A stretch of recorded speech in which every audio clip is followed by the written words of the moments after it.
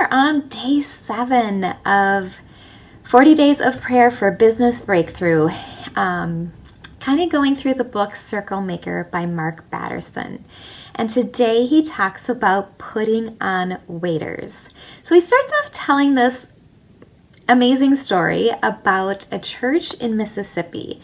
They were mostly rural farmers, and there was a first century drought that was, going through the land.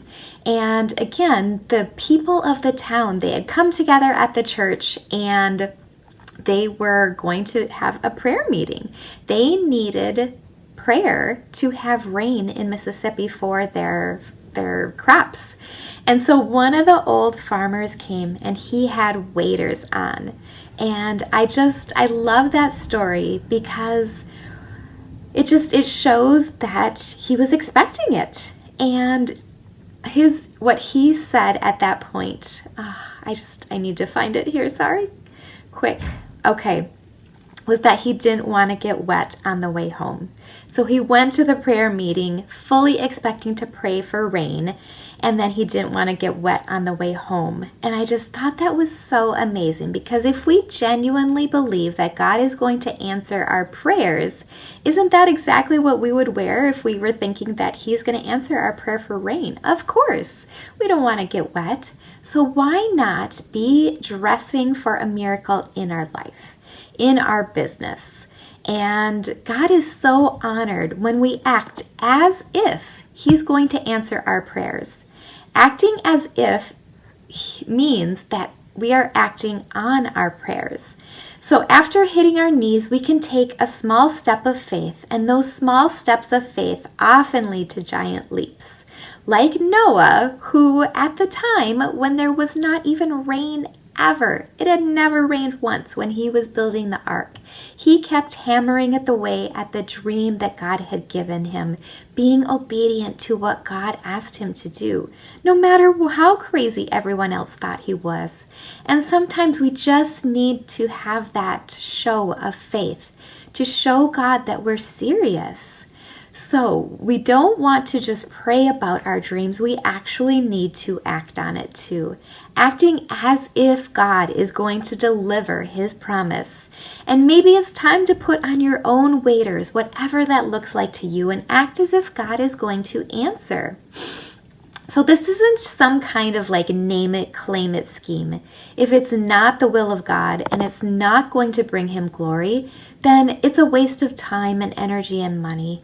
But if the dream that you have been given is ordained by God, then often those acts of faith will honor him. And you can almost think about it as a down payment on the dreams, the desires that he's given you.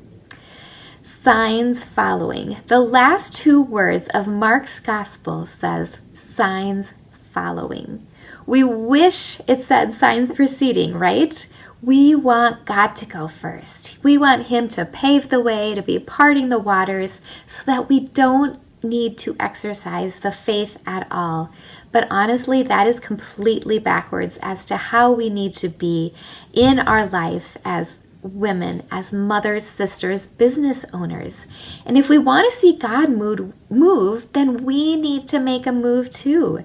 And if it seems like God isn't moving in our life, then maybe it's because we aren't moving. But if we make a move, God will move heaven and earth to honor our faith. And we can pray and pray and pray until we can't even feel our, knees anymore. But if we're praying and it's not accompanied by acting, then we're not going to get anywhere. We can't be sitting on the couch and be saying, Lord, bring me clients, bring me money, do this, do that. We need to also put feet to our faith. After kneeling, after praying, we need to stand up and step out in faith. So I'm sure you've heard the journey of 1,000 miles begins with a single step.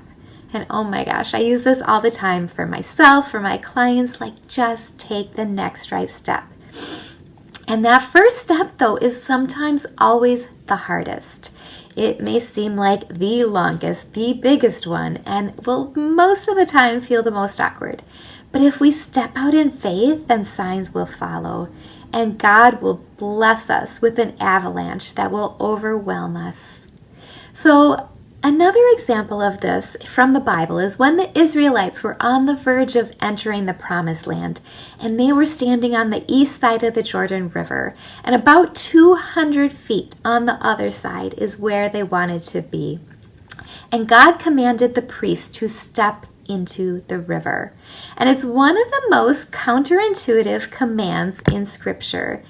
He says, when you reach the banks of the Jordan, take a few steps into the river. So I don't know about you, but if I don't really like getting wet. I don't like especially cold water. I would just be like, I'd rather have, Lord, can you just part it and we will walk through on dry land. We'll just step into the miracle that you provide. But sometimes if we aren't willing to get our feet wet, then we're not going to walk through those parted waters. So their dream, this is again the Israelites, was practically a stone's throw away.